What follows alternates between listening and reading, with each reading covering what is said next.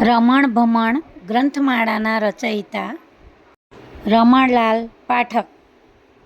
ધર્મેન્દ્ર માસ્તરનું તખલ્લુસ શું છે? ધર્મેન્દ્ર માસ્તરનું તખલ્લુસ મધુકર.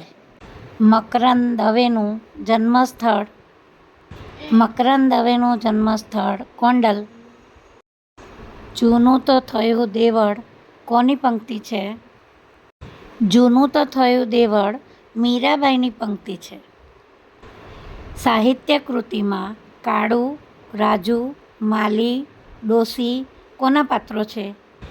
સાહિત્ય કૃતિમાં કાળુ, રાજુ, માલી, ડોશી માનવીની ભવાઈના પાત્રો છે.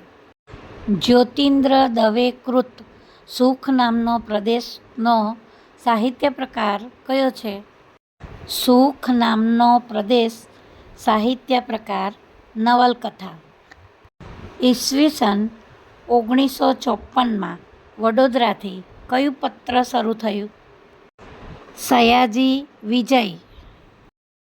થાકો નહીં, હારો નહીં, થોભો નહીં મઝધારમાં આ પંક્તિ કોની છે?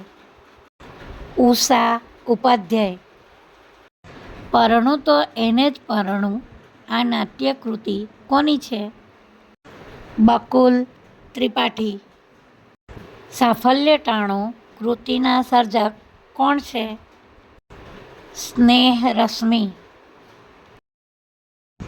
ઝવેરચંદ મેઘાણીએ સ્વતંત્રતાના ગીતો કયા કાવ્ય સંગ્રહમાં છે? સિંધુડો. દીર્ઘકાલીન આયુષ્ય ધરાવતું ગુજરાતી સામાયિક કયું? બુદ્ધિપ્રકાશ. સૌ પ્રથમ ગુજરાતી ભાષા એવો શબ્દપ્રયોગ કયા કવિએ કર્યો? પ્રેમાનંદ.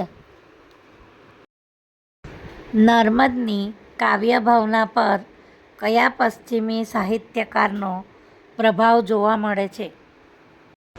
કવિ વર્ડસવર્થ. કાનજી અને જીવી કઈ નવલકથાના પાત્રો છે?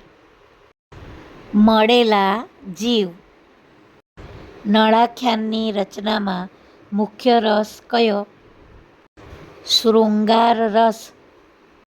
ગુજરાતમાં દેહદાનની શરૂઆત કઈ વિભૂતિ દ્વારા થઈ? નાનાલાલ ભટ્ટ.